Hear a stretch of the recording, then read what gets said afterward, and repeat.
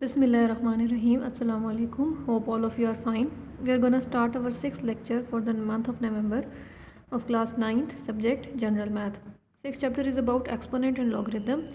You have already learned about exponent in previous classes like in 6th, 7th. We will just revise these two terms in exponent, radicals and radicands. What are radicals and what are radicands? ठीक है, let us consider a real number. We have this number, तो हम इसको ऐसे भी लिख सकते हैं 5 की पावर 1/2. ठीक है, अंडर रूट लिखें या 1/2 लिखें, एक ही बात है. यहाँ पर क्या है, 5 पॉजिटिव रैशनल नंबर है, 2 पॉजिटिव इंटीजर है and under root 5 is a irrational. जबकि 5 रैशनल है, लेकिन जब अंडर रूट 5 बन जाता है तो वो इरेशनल हो जाता है. देयरफॉर हम अंडर रूट 5 को कहते हैं रेडिकल या ऑर्डर ऑफ 2 कहते हैं. It is a quadratic surd as well. ठीक है, तो ये आपके लिए बहुत आम है, पहले भी आप लोग पढ़ चुके हैं कि अंडर रूट की पावर जो होती है, लेट सपोज अगर स्मॉल 3 लिखा हुआ है तो इसका मतलब है कि ये 1/3 है. ठीक है, इसमें आपके पास क्या है कि ये जो सिंबल होता है अंडर रूट का, उसके ऊपर छोटी सा डिजिट लिखा होता है कोई भी, ये रेडिकल साइन कहलाता है. और जो इसके अंदर होता है, जो इसके अंदर आपका रैशनल नंबर होता है, एक पॉजिटिव इंटीजर होता है, वो आपका रेडिकेंट कहलाता है. ठीक है, जैसे ये लिखा हुआ है, ये रेडिकल ऑर्डर 2 का है, ये रेडिकल ऑर्डर 3 का है, ये रेडिकल ऑर्डर 4 का है और ये रेडिकल ऑर्डर n का है. जो साथ स्मॉल छोटा सा डिजिट लिखा हुआ है उसको हम कहते हैं radical. Now we will start the exercise 6.1. तो फर्स्ट क्वेश्चन बहुत इजी है, वो आपको कह रहा है determine the radicals and the radicands from the following. तो आप according to the syllabus of federal board you have to attempt only these 3 question. ठीक है, तो इसमें आपने बताना है रेडिकल कौन सा है और रेडिकेंट कौन सा है. सबसे पहली चीज़, जो इसके ऊपर अंडर रूट का साइन बना हुआ है उसी को हम करेंगे आइडेंटिफाई. ठीक है, तो इसका रेडिकल क्या होगा 1/2 और रेडिकेंट क्या है a. इसका रेडिकल क्या होगा 1/2 और रेडिकेंट क्या होगा 5. इसका रेडिकल क्या होगा -1/2 और रेडिकेंट 13. ठीक है, now look at the board. In this question we have radical this, ये टर्म रेडिकल कहलाती है और इसके जो अंदर है वो रेडिकेंट कहलाएगा. सिमिलरली इसमें क्या है, ये रेडिकल है और रेडिकेंट क्या है जस्ट 5. सिमिलरली इन दिस, ये टर्म आपकी रेडिकल कहलाएगी और इसके अंदर वाला जो है वो रेडिकेंट. ठीक है, इन सब में रेडिकल का पावर क्या है, radical of 1/2, radical of 1/2 and radical of 1/2. ठीक है, होप सो आपके लिए ये क्लियर हो गया. Now come to second question. Second question is more easy. It's about express the following in exponential form. We will attempt 3 and 4 part. यानी आपको ये रेडिकल की फॉर्म में एक्सप्रेस हुए हैं, आपने इनको पावर्स की फॉर्म में एक्सप्रेस करना है. ठीक है, तो जैसे हमने पढ़ा कि अंडर रूट 1/2 को रिप्रेजेंट करता है और उसके ऊपर जो छोटा सा डिजिट लिखा होता है वही इसकी पावर होती है. If there is 3, 4, it is 1/3, 1/4. ठीक है, तो ये p लिखा है, इट मीन्स इज 1/p. यहाँ पर b लिखा है, इट मीन इज 1/b. ठीक है, now we will solve this is your question. आपने इसको एक्सपोनेंशियल फॉर्म में लिखना है, तो हम सिमिलरली क्या करेंगे, 1 एज इट इज़ रहेगा, a के ऊपर पावर आ जाएगी 1/p. Now this is radical form है और दिस इज़ एक्सपोनेंशियल फॉर्म है. सिमिलरली पार्ट नंबर 4 अटैम्प्ट होगा. ठीक है, ये रेडिकल था p, तो ये कन्वर्ट हो गया 1/p. ठीक है, now move to next question. Next question is about simplification. Write in the radical form and evaluate the result. ठीक है, यानी ये सारे आपको एक्सपोनेंशियल फॉर्म में नज़र आ रहे हैं. ठीक है, यानी पावर्स लिखी हुई हैं, तो आपने इनको रेडिकल फॉर्म में भी लेकर जाना है और साथ साथ सॉल्यूशंस भी करनी है. ठीक है, कुछ क्वेश्चंस मैं यहाँ पर आपके लिए अटैम्प्ट करती हूँ, बाकी रिमेनिंग आप एज अ होमवर्क उसको बिल्कुल उसी पैटर्न पे डील करेंगे. ठीक है,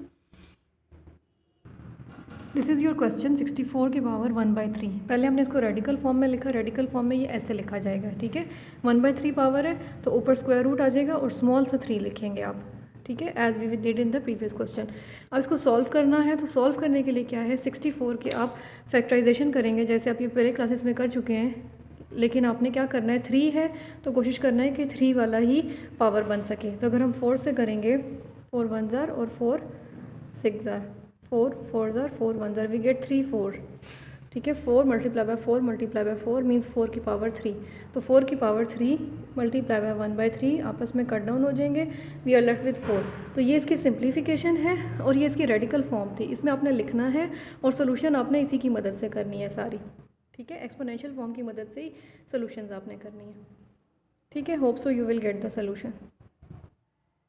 this is your part number 6, similar question 8 की पावर 1/3। अब आपने इसको रेडिकल फॉर्म में लेकर आना है। तो पॉजिटिव नेगेटिव पावर है, नेगेटिव पावर को पॉजिटिव करने के लिए हम 8 को नीचे ले जाएंगे डिनोमिनेटर में। No its power is positive 1/3। 1/3 का क्या मतलब है? Under root with power 3, radical of 3।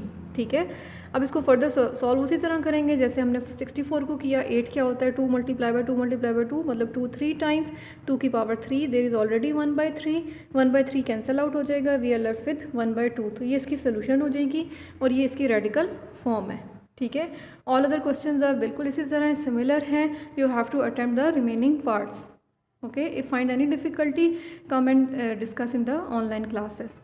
Now move to question number 4। Question number 4 is simplify and give answer in exponential form. ठीक है, अब इसमें आपको रेडिकल फॉर्म्स ही सारी दी हुई हैं, आपने सिंप्लीफिकेशन करनी है। सिंप्लीफिकेशन का तरीका बिल्कुल यही है कि हमारा जो कांस्टेंट डिजिट होता है हम उसकी पावर को सॉल्व करने की कोशिश करते हैं, उसकी पावर को सॉल्व करेंगे और आखिर में आंसर एक्सपोनेंशियल फॉर्म में आना है, यानी अंडर रूट का साइन नहीं होना चाहिए, रेडिकल फॉर्म नहीं होनी चाहिए, आंसर आपका एक्सपोनेंशियल फॉर्म में होना चाहिए। I will attempt the 2 parts and the remaining you will do as a homework. Now come to the solutions. This is part number 2।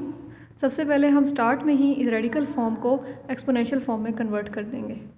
A15 power 1/3। First we convert it in the exponential form. ठीक है, ये radical form थी, exponential form है। Now we will solve the powers. ठीक है, powers कैसे solve होती हैं? ये 15 है, ये मल्टीप्लाई हो जाएगा 1/3 से, इसके नीचे भी 1 है। ठीक है, we can do the cutting, 3 1s और 3 5s। We are left with a की power 5। This is your required answer. The answer is in exponential form, not in radical form.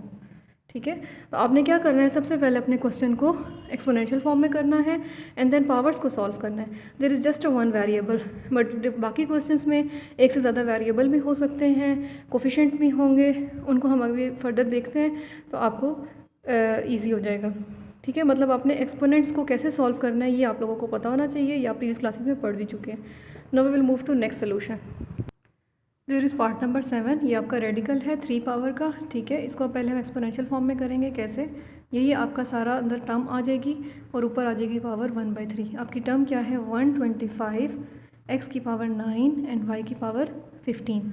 तो अब ये जो 1/3 पावर है ये इसके साथ भी सॉल्व होगी, इसके साथ भी सॉल्व होगी एंड इसके साथ भी सॉल्व होगी। ठीक है, अब सेपरेटली सबको 1/3 पावर देंगे। 125 की पावर भी 1/3, x 9 की पावर भी 1/3 एंड y 15 की पावर भी 1/3। 125 को हम कैसे लिख सकते हैं? 5 की पावर 3। ठीक है, और देयर इज़ 1/3। इसके साथ आप सॉल्व कर लें 1/3 को, इसके साथ भी आप सॉल्व कर लें 1/3 को। तो अगेन क्या होगा? 3 5s are 3 3s are and 3 3 cancel. We are left with 5 x3 and y 5. This is your simplified and exponential form में आंसर है आपका। ठीक है, तो ये आपकी टर्म थी, इसके ऊपर रेडिकल था 3 का। 3 को हमने एक्सपोनेंशियल फॉर्म में कन्वर्ट किया और फिर पावर को सबको डिस्ट्रीब्यूट करना है। ठीक है, if there is some digit in the division like 27 तो ये पावर इसके लिए भी है। ठीक है, if the radical sign is this. आपने सिंपल एक्सपोनेंट को फिर फर्दर सॉल्व करना है सबके साथ। ठीक है, hope so you get the solution. The remaining part बिल्कुल आर सिमिलर, बिल्कुल इसी तरह है, आपने उनको सॉल्व करना है। Now we will move to next solution. Question number 5। Question number 5 is again simplify. ठीक है, बट देयर आर 2 रेडिकल और 2 टर्म्स ऑफ एक्सपोनेंशियल फॉर्म। ठीक है, थोड़ा सा ज़्यादा कह लें कि कॉम्प्लेक्स हो जाएगा और कुछ भी नहीं है, मेथड यही है, प्रोसीजर यही है। आपके पास क्या है? 2 टर्म्स हैं, चाहे रेडिकल की हैं चाहे एक्सपोनेंशियल फॉर्म की हैं, बीच में मल्टीप्लिकेशन है, कहीं कहीं डिवीजन है। ठीक है, तो आपने सिर्फ स्टेप वाइज उनको लेके चलना है। We will do the solution, the remainings are your homework. Now come to the solution of part number 5। This is your question. इसमें हम क्या कर सकते हैं? 118 को फैक्टराइज कर सकते हैं। We did the factorisation like this. 259, 59 is a prime number, 59 1। इसमें इसके फैक्टर्स लिखें आप, 2 × 59। ठीक है, we have the under root 2 in division, इसको आप ऐसे लिख सकते हैं अंडर रूट 2। ठीक है। अब ये दो फैक्टर्स हैं, इनको हम सेपरेटली भी लिख सकते हैं अंडर रूट में, this under root and this under root. ठीक है, रेडिकल इसका 5 ही है और नीचे भी आपके पास क्या है, under root 2 with 5. They both are similar, they cancel out, we are left with under root 59 and 5. This is your required answer. ये फर्दर सिंप्लीफाई नहीं हो सकता, ये प्राइम नंबर है, ये फर्दर फैक्टराइज नहीं होगा, फैक्टर इसके नहीं बन सकेंगे, फर्दर सोल्यूशन नहीं हो सकती। ये दोनों कैसे कैंसिल आउट हो गए, दोनों सिमिलर थी, दोनों की पावर्स भी सिमिलर थी, कट डाउन हो गए, सॉल्व हो गए। ठीक है, पावर्स माइनस होंगी तो ये 0 देगा। ठीक है, we are left with 1 just. Hope so you get the solution. Now move to next solution. This is your question.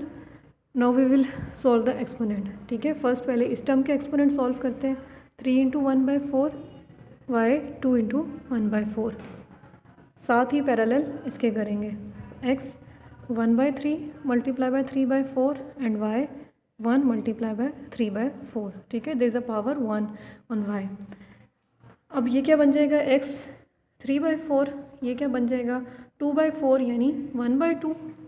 ये क्या हो जाएगा आपके पास x 3/12।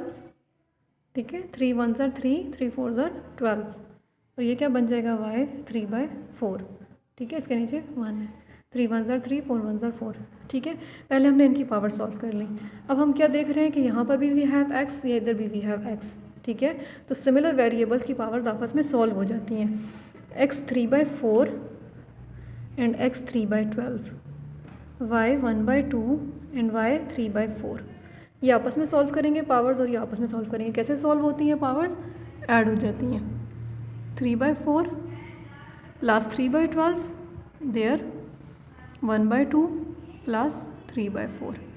इनको प्लस करते हैं, रफ वर्क में हम कर लेते हैं प्लस, रफ वर्क में वी हैव 3/4 प्लस 3/12। ठीक है, आप एलसीएम लें, यहाँ पर आपके पास क्या आ जाएगा 9 + 3 दैट इज़ 12/12। इसी तरह y की पावर्स आपके पास हैं दिस, यहाँ भी आप एलसीएम लें, यू आर लेफ्ट विद। ठीक है, तो x की पावर बनेगी 12/12 और इसकी बनेगी 5/4। 12/12 को फर्दर अगर आप कटिंग करें 3 पे, 3 4s are 3 4s are, we are left with 4/4। ठीक है, मैं इसको 1/1 क्यों नहीं कर रही, जबकि ये 1/1 भी हो सकता है, यहाँ पर आपको दिखाती हूँ।